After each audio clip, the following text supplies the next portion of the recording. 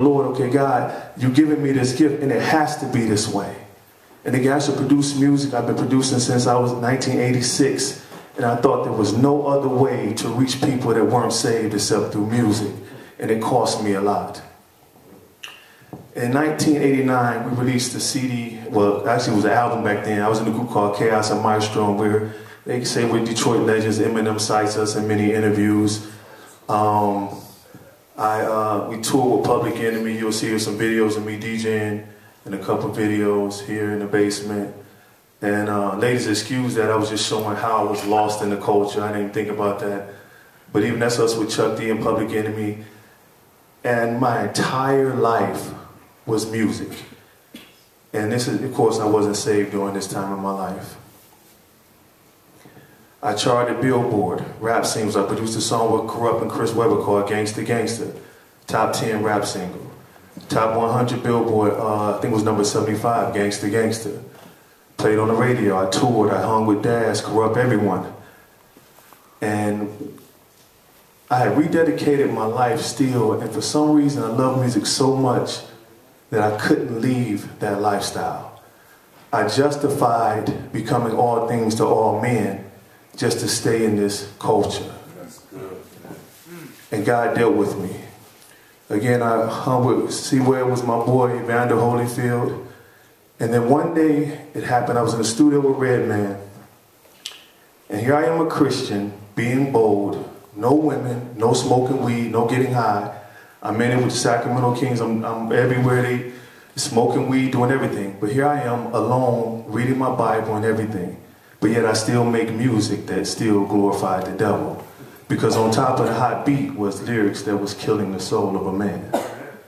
So I'm in the kitchen with Redman. He's Muslim. I'm Christian. I have an opportunity to preach the gospel. And as soon as I start preaching the gospel, another producer comes in and says, you can't listen to Maji. He just made the track called Nothing to Do. How you going to say you're a believer, yet you let him spit on your track? Wow. From that day on, I said, I can't serve two masters. Wow. And I walked away from it. It's not my influence being around them that changed them. It was me being bold enough to step away from them that changed them. Corrupt from that day on was calling me every Christmas just to talk about issues. Jason Williams, I think they called him White Chocolate, Sacramento Kings would call me.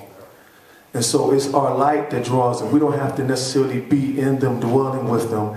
And that's what had happened with the Christian hip-hop culture. When it started getting known throughout the country, we started looking like everyone else then. We started acting like them, wanting to be like them, pattern our sound, our style. We were no longer different after a while. And so I thank God for those who are individuals and those who are here, because it's encouraging, because this is what God wants. And I pray that you two are looking to see who's here when your next concert comes up and you need someone local to rap. Because the first thing we ought to seek, I think D-Mob and everyone said, is the Lord. And this is time for us to grow and develop. And for so many years, I've heard these same questions: how to balance family, how to do this, how to do this. This has been going on since 1996 in Christian hip-hop. But this is the first time we've had a gathering like this, so big up to Fearless Entertainment. Amen. So after I rededicated my life, the Lord gave me this vision called the Yuinon.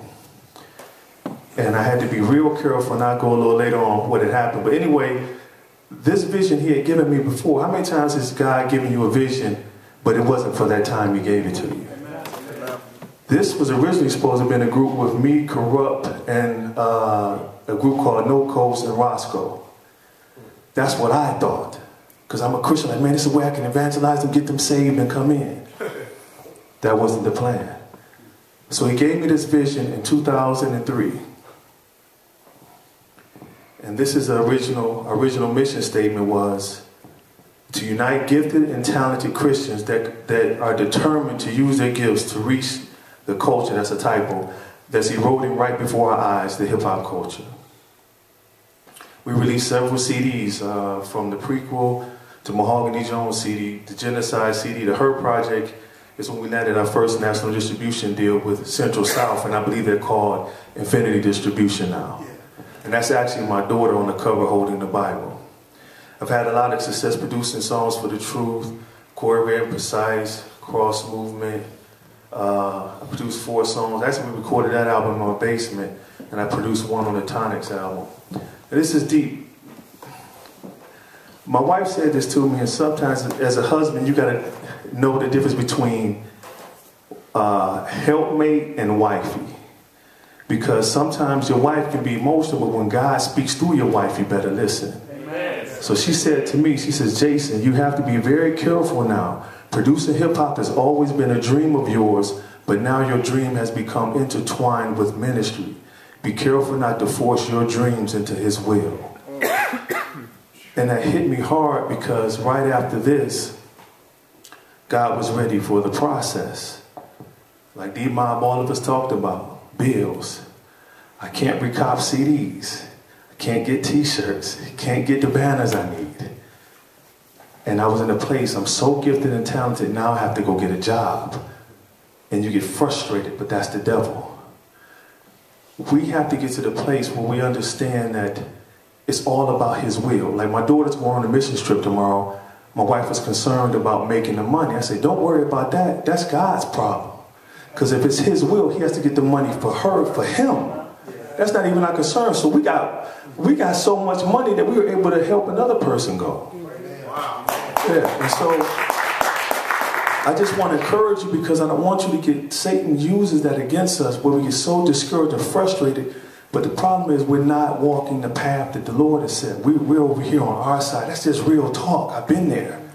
And it grieves me, and I've seen the guys, and I won't name them because I love them, that we look up to and struggle still with this path because that desire to do music. But we have to understand one thing. That's Satan's great desire also. And I've seen him heal lives, and I've seen him, I'm not Satan, I've seen God heal lives, and I've seen Satan destroy lives through music. I have guys 57 years old trying to make it still in the music industry and miss being a father. That's ridiculous. But it's nothing but a deception of the evil one that is tricking us to do this. This is me one day. I was walking down a path and the Lord told me, follow my path, basically following God's path when it doesn't lead to your dream.